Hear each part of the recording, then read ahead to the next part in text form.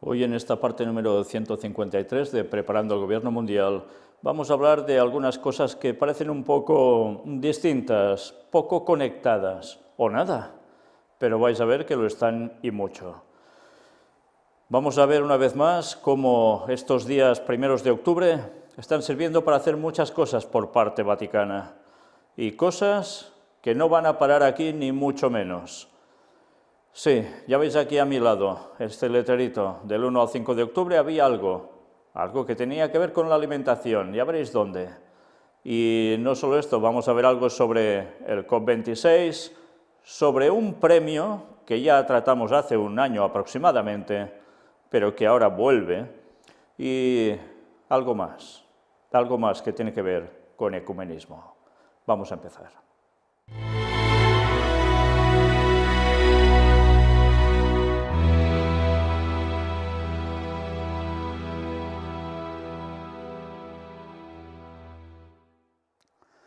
Pues empezamos directamente por esto, Foro Mundial de Alimentación. ¿Y qué sucedió? Pues el Papa envía un discurso, Soluciones innovadoras para viejos problemas. Era noticia del 1 de octubre. El Santo Padre envió un mensaje a los participantes en el Foro Mundial de la Alimentación, que están reunidos en Roma del 1 al 5 de octubre, ya ha concluido, en el cual los invita a ser esperanzados frente a la desesperación y a permanecer unidos en la misión de garantizar que nadie se quede sin los medios necesarios para llevar una vida digna. Qué precioso, ¿eh? Qué precioso el mensaje que da aquí. No sean mezquinos en sus sueños, luchen por un futuro mejor y conviertan esos anhelos en acciones concretas y significativas. Dejen atrás rutinas y falsos espejismos y regeneren este mundo tan sacudido por la pandemia. Es el aliento del Papa Francisco a los jóvenes participantes en el Foro Mundial de la Alimentación, reunidos en Roma del 1 al 5 de octubre de 2021. Ya veis, una vez más, como no, el mundo se ha sacudido por la pandemia y a partir de aquí hay que hacer más cosas. Y todo esto dirigido al Foro Mundial de la Alimentación, especialmente a los jóvenes participantes. En el mensaje dirigido al Dr. Ku Dong-ju, director general de la FAO, con ocasión de la inauguración del Foro Mundial de la Alimentación, el mismo que fue leído por el cardenal secretario de Estado Vaticano, Pietro Parolin, el pontífice resalta la promoción de la acción liderada por jóvenes para la transformación de nuestros sistemas alimentarios. Ya veis una vez más cómo lo encaran todo a que son los jóvenes los que van a cambiar el mundo. Pero en cambio es de cómo ellos van a manipular a los jóvenes para que hagan lo que ellos quieren. Y claro, esto parece precioso, terminarán con el hambre en el mundo, se va a hacer todo perfecto. ¿En verdad alguien cree que eso va a ser así? Bueno, pero es la forma en que van a seguir ganando puntos por todas partes. Soluciones innovadoras para abordar viejos problemas. Asimismo, el Papa destaca que hoy los jóvenes de todo el mundo están cultivando su creatividad y su energía para abordar las causas estructurales de la actual crisis alimentaria, desde prolongados conflictos armados hasta los efectos devastadores del cambio climático. Ya veis todo lo que va uniendo, ¿eh? Su sentido de pertenencia a una misma comunidad y al planeta, afirma, les otorga un pujante cariz de urgencia para actuar y resolver los retos que afligen a la familia humana de manera novedosa. Su regalo para nosotros consiste en aportar soluciones innovadoras para abordar viejos problemas y en la valentía para no dejarse limitar por un pensamiento míope que se resiste a cambiar. Por tanto, todos los están concentrando en una línea de pensamiento, sintiéndose todos de una misma comunidad y, como no, todos del mismo planeta. Cómo va enlazando con todos los conceptos que nos vienen inculcando continuamente. Al recordar que hace pocas semanas los líderes del mundo se reunieron en Nueva York para celebrar la cumbre de la ONU sobre sistemas alimentarios, el Papa Francisco señala que se comprometieron a trabajar juntos para lograr la realización del Objetivo de Desarrollo Sostenible número 2, que batalla por erradicar el hambre en el mundo. Ya sabéis que tenía 17 puntos eso.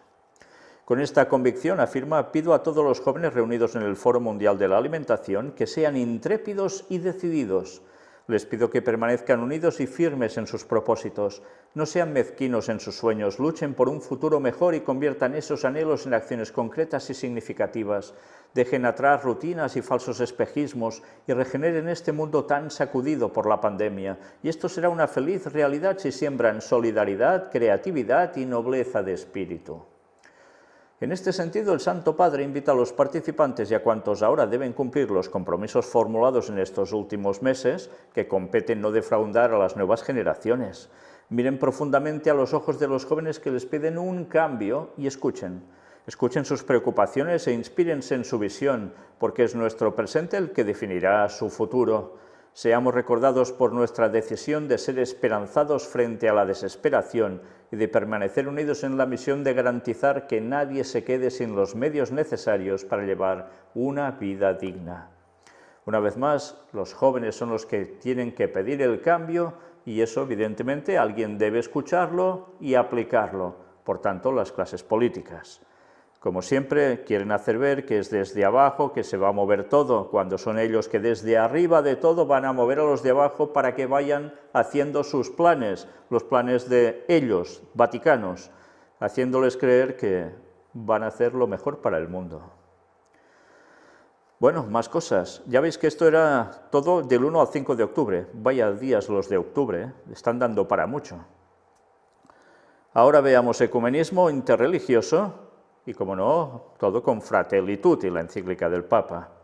Atención a estas palabras, eran noticias del 8 de octubre de este mismo mes. Al-Tayeb, Fratelli Tutti, encíclica importante también para los musulmanes. Esto es lo que dice el señor Al-Tayeb. Es una encíclica importante también para los musulmanes, pero si es una cuestión católica, pues ya veis qué cosas, ¿eh? El gran imán de Al-Azhar habla con los medios de comunicación vaticanos sobre su relación con Francisco. Desde el primer minuto de nuestro encuentro tuve la confirmación de que él es un hombre de paz y de humanidad. La encíclica es un llamamiento a crear una verdadera fraternidad en la que no haya lugar para la discriminación basada en diferencias de religión, raza, género u otras formas de intolerancia. Fijaos cómo van cogiendo el mensaje papal y lo están aplicando también en el mundo islámico. De aquí vamos a destacar solo algunas cosas. Sobre la encíclica Fratelli Tutti, publicada hace un año, Al-Tayeb dijo: esta encíclica es ciertamente de enorme importancia, especialmente en este tiempo, tanto para los musulmanes como para los no musulmanes. Puedo decir que esta encíclica se inscribe en el marco de nuestros encuentros y se inspira en ellos. El Papa mismo lo menciona, creo que en el prefacio. La encíclica va en la misma dirección, la del diálogo y la convivencia entre los hombres. Es, en definitiva, un llamamiento a aplicar los principios morales de las religiones para crear una verdadera fraternidad en la que no hay lugar para la discriminación basada en diferencias de religión, confesión, raza, género u otras formas de intolerancia. La encíclica es útil para los musulmanes y al mismo tiempo para los demás, porque dice que todos somos hermanos. Y el Corán dice a los musulmanes: ¿tienen hermanos y son iguales en humanidad? Nosotros decimos que el hombre es similar o igual a mí y es mi hermano en humanidad.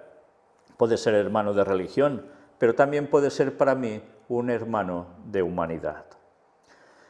Vaya discurso, ¿eh? Vaya discurso tan poético para venir a decir que recogen lo mismo que está diciendo el Papa y se lo hacen suyo.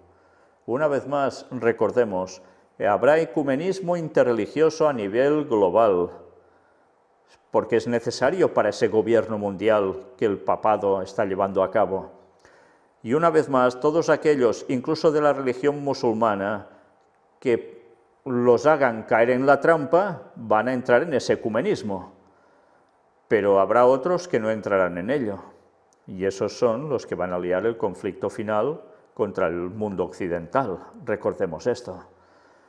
Bueno, pero ya veis que bien lo manejan todo y que bien lo pintan todo.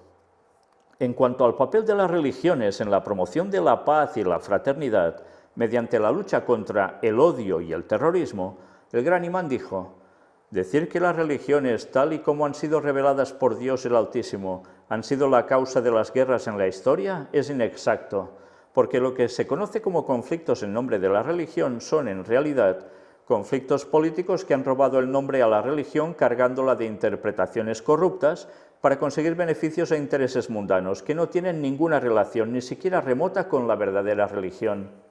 Debo decir que quienes hoy difunden el odio entre las personas y practican la violencia y el derramamiento de sangre en nombre de la religión o de Dios son mentirosos y traidores de las religiones de las cuales levantan las banderas, sean cuales sean estas religiones o doctrinas o confesiones en cuyo nombre hablan.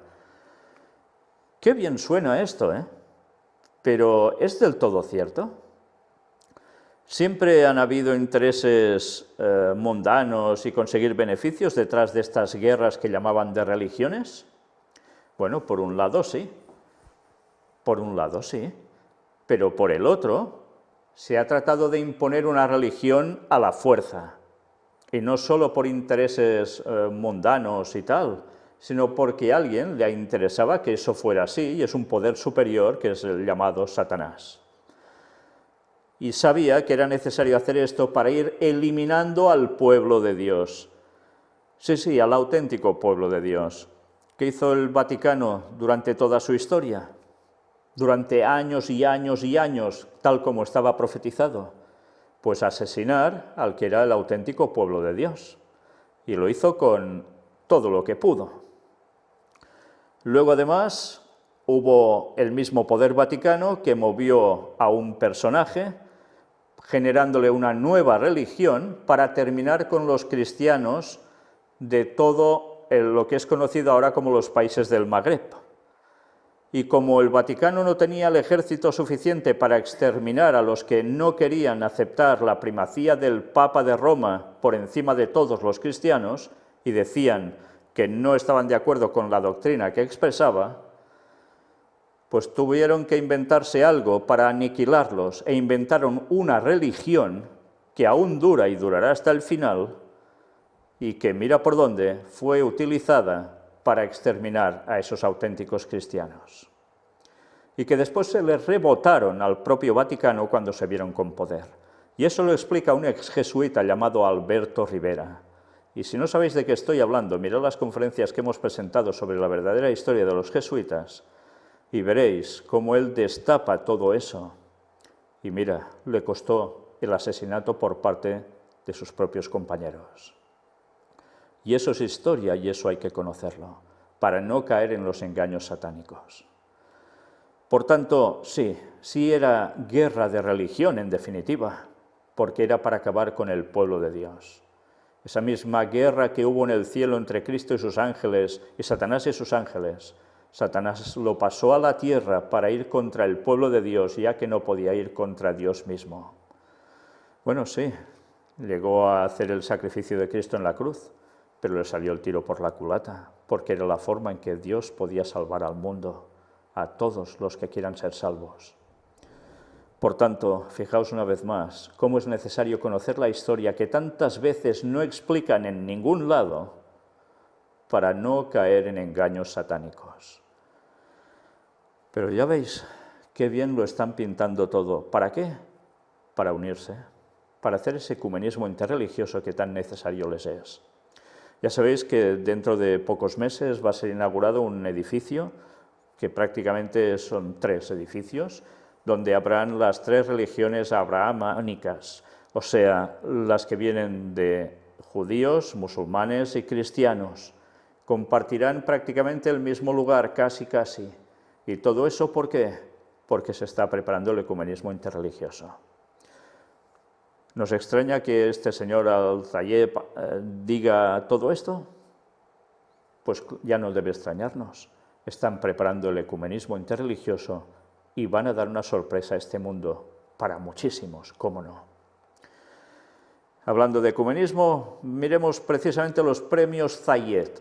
¿Lo recordáis? Que ya lo estuvimos mostrando hace aproximadamente un año. Pues mirad, llamada a la acción para evitar propagación del odio. Era noticia del 8 de octubre. Ya veis en la fotografía que hay representación de varias personas de distintos lugares y procedencias religiosas. Los miembros del jurado del premio Zayed a la fraternidad humana ofrecen una rueda de prensa para compartir sus ideas sobre el valor de la fraternidad humana y las cualidades que buscan en la persona que recibirá el premio en 2021. La sede de Vatican News acogió el viernes una rueda de prensa en la que participaron los miembros del comité del jurado que elegirán al ganador de este año del premio Zayed a la fraternidad humana. El premio busca reconocer a las personas y organizaciones que han hecho profundas contribuciones al progreso humano, así como facilitar la convivencia pacífica sobre la base de nuestra humanidad común. Interesante, ¿eh? Nuestra humanidad común, por tanto, Fratelli Tutti. El cardenal Michael Czerny, jesuita, inició la conferencia de prensa del viernes señalando que el documento sobre la fraternidad humana es un importante paso en el camino de la paz entre los pueblos, más que un logro. Fijaos los jesuitas por dónde se mueven, ¿eh? El cardenal dijo que los efectos a largo plazo del documento dependerán de su recepción por parte de los creyentes. Añadió que toda persona en la tierra es creyente y que es una falsa distinción llamar a algunas personas creyentes y a otras no creyentes. No existe un ser humano no creyente, dijo el cardenal Czerny. Por tanto, depende de todas las personas, de todas las creencias, de todas las convicciones, de todos los compromisos, darse cuenta del significado y el potencial del documento y ponerlo en práctica. Es fuerte lo que está diciendo, ¿eh? No hay no creyentes. El expresidente de Níger, Mahamadou Issoufou, dijo que el documento es histórico al unir a personas de las tres grandes confesiones abrahámicas, judaísmo, cristianismo e islam, en un deseo común de buscar los valores de la fraternidad, la solidaridad, la paz, la tolerancia y la libertad. El premio Zayed, añadió, ofrece la oportunidad de explorar los valores contenidos en el documento, así como la dirección que toma el mundo. Qué bonito, ¿eh? Qué valores llegan a pintar aquí, tan preciosos: fraternidad, solidaridad, paz, tolerancia, libertad, cuando sabemos que precisamente para lo que trabajan va a ser para que esto no suceda con el pueblo de Dios. La doctora Lea Pissar, presidenta del Proyecto Aladín, que trabaja para contrarrestar la violencia y el fanatismo, relacionó la ocasión con la actual pandemia de COVID-19. Es que el COVID sale hasta en la sopa, ¿eh? Dijo que la pandemia ha generado un virus de odio entre los pueblos, un odio que, según ella, el valor de la fraternidad humana puede ayudar a contrarrestar. En una entrevista concedida a Vatican News al margen de la conferencia de prensa, la doctora Pissar habló brevemente de su experiencia de fraternidad humana, reiterando su preocupación por el rumbo de la humanidad. Puso como ejemplo la dolorosa experiencia de su padre en el Holocausto. Samuel Pissar pasó 4 años en los campos de exterminio nazis de Dachau y Auschwitz. Entre otros, fue el único superviviente de su escuela polaca de 900 niños y soportó el asesinato de todos los demás miembros de su familia. Sin embargo, salió de todo esto con esperanza, con ilusión, según su hija, y con la convicción de que no hay enemigos hereditarios. La doctora Pissar añadió que su padre superó la tentación del odio, enseñando a mucha gente durante su larga carrera como abogado en Estados Unidos que la humanidad debe aprender a convivir.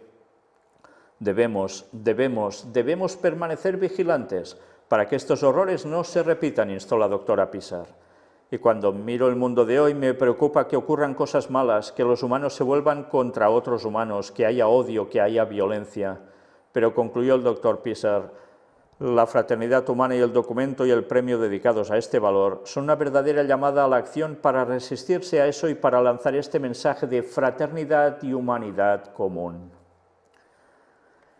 Al continuar la conferencia de prensa, José Ramos Horta, expresidente de Timor Oriental, dijo que el documento sobre la fraternidad humana es extraordinario por su capacidad de reunir valores que son universales en la historia del pensamiento humano. Añadió que los dos firmantes, el Papa Francisco y el gran imán de Al-Azhar, Ahmad Al-Tayeb, son reputados líderes religiosos y que sus ejemplos personales de apertura tienen el poder de unir a miles de millones de personas de todo el Islam y el cristianismo. Vaya, casi nada, ¿eh? El juez Mohamed Abdel Salam, secretario general del Comité Superior de Fraternidad Humana, elogió a los dos líderes y firmantes del documento, así como al principal promotor del mismo, el jeque Zayed bin Sultan Al Nahyan de Abu Dhabi.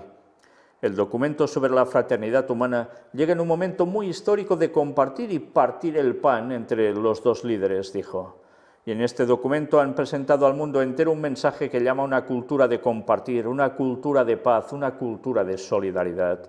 Qué interesante que sea un jeque, el que promociona este premio precisamente. Un jeque que evidentemente no es cristiano, es musulmán. Los participantes en la rueda de prensa pasaron a preguntar qué cualidades busca el jurado en la persona que ganará el premio Zayed a la fraternidad humana. Señalaron rasgos tales como un ejemplo para el resto de la humanidad y una persona que sienta con fuerza la búsqueda de la fraternidad humana para dar pasos institucionales que contribuyan a la causa. El cardenal Czerny señaló especialmente que toda persona es capaz de trabajar por la fraternidad humana. Añadió que se busca a alguien que normalmente no se tendría en cuenta para los premios, especialmente entre los pobres, que buscan promover el valor de la fraternidad en su vida cotidiana. Funzile Milambo Nkuka, secretaria general adjunta de la ONU, hizo un llamamiento a todas las personas de cualquier religión o credo para que promuevan el valor de la fraternidad humana en su vida cotidiana, un rasgo que el premio Zayed pretende mostrar. Sé un puente, instó el ex vicepresidente de Sudáfrica. Haz todo lo que puedas para unir a la gente y superar la brecha que nos separa. Nadie es un gran héroe si no lo somos todos. Estamos todos juntos en esto. Ya veis, qué bien lo están urdiendo todo. Una vez más van a dar este premio y veremos este año a quién se le otorgan. Pero queda claro cuáles son sus objetivos. Todo lo pintan tan precioso. Imaginaos cuando todo el mundo entre en esa sintonía y el pueblo de Dios no, porque será contrario a ese ecumenismo interreligioso que va a ser una falsedad absoluta para pisotear la ley de Dios. Ya os podéis imaginar, ¿no? Y terminamos con esta noticia que tiene que ver con el Papa y ya la famosa COP26. Era noticia de este 9 de octubre. El Papa a políticos les dice energía limpia, lucha contra el hambre y sostenibilidad.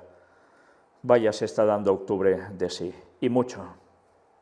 El Santo Padre se reúne con los parlamentarios que preparan la cumbre climática de la ONU COP26 de Glasgow y hace un fuerte llamamiento a los políticos del mundo. Les pido que promuevan una acción hacia una conversión ecológica y educativa con solidaridad y responsabilidad, y para ello necesitamos leyes urgentes, sabias y justas. Ya veis, presiona a los parlamentarios que preparan la cumbre de la COP26 en Glasgow para que empiecen a montar leyes rápidamente, que eso sí, dice que sean sabias y justas con todo este tema del cambio climático. Ya sabéis lo que lleva Laudato Si, la encíclica del Papa. Una de esas leyes, la que va a ser la guinda del pastel, terminará siendo la ley dominical. Ahora aún no, pero va a llegar el momento en que la impondrán. Todo para solucionar los problemas de este mundo.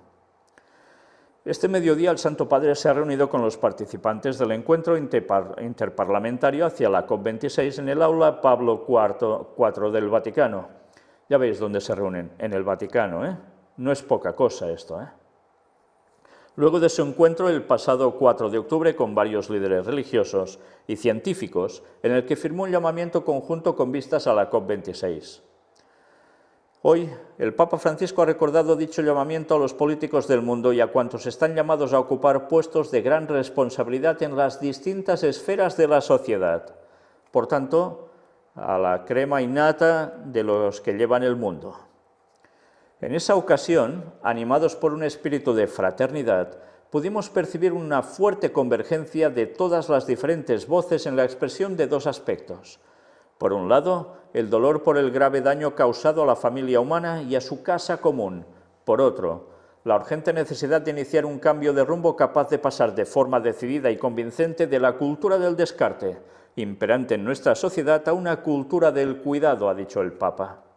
El Papa ha explicado que aunque se trata de un reto exigente y complejo, la humanidad tiene los medios para afrontar esta transformación que requiere una verdadera conversión interior y la firme voluntad de emprenderla. Y la requiere sobre todo, ha puntualizado, de quienes están llamados a ocupar puestos de gran responsabilidad en las distintas esferas de la sociedad.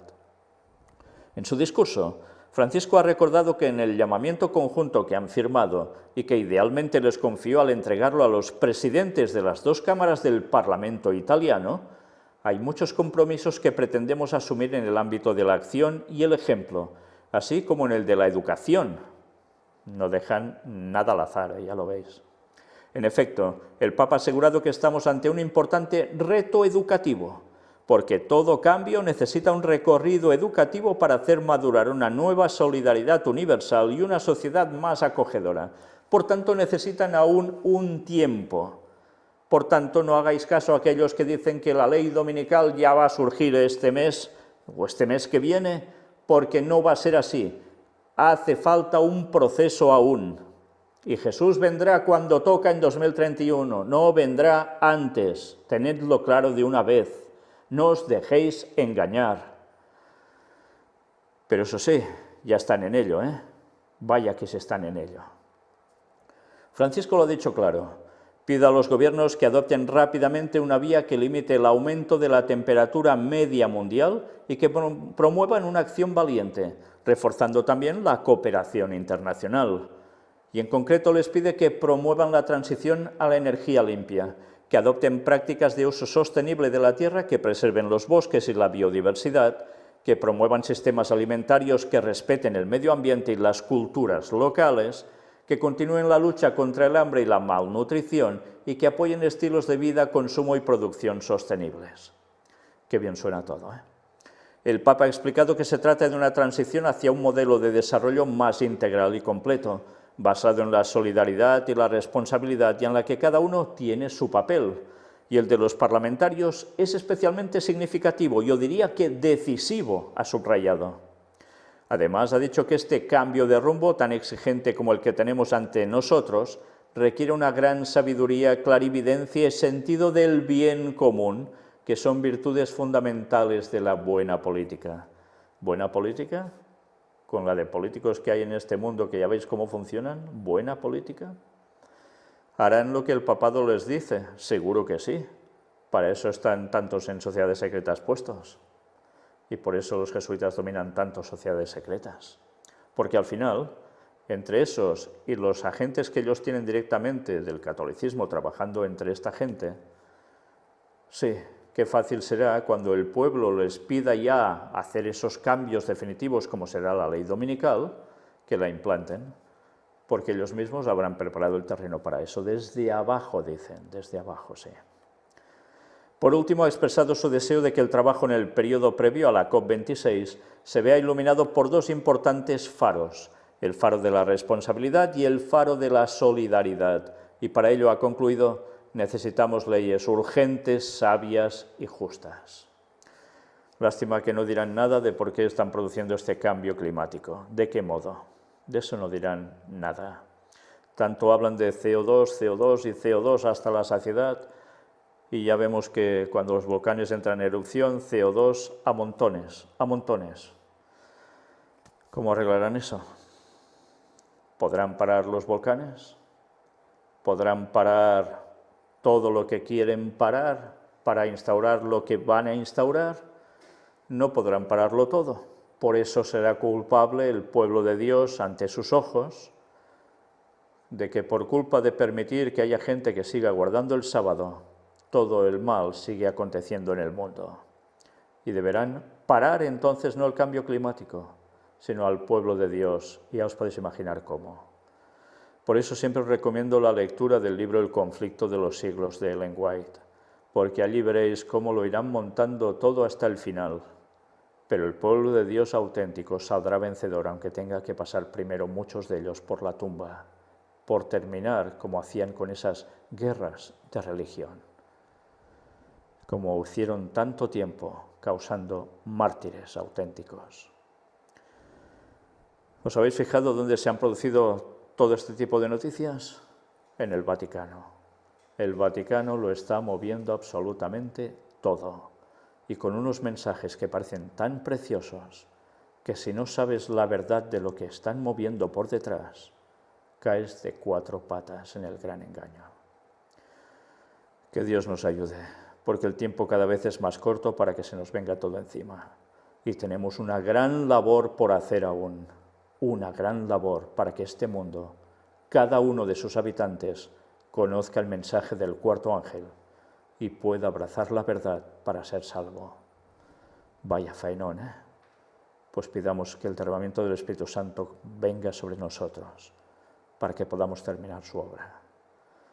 Maranata 2031. Dios os bendiga.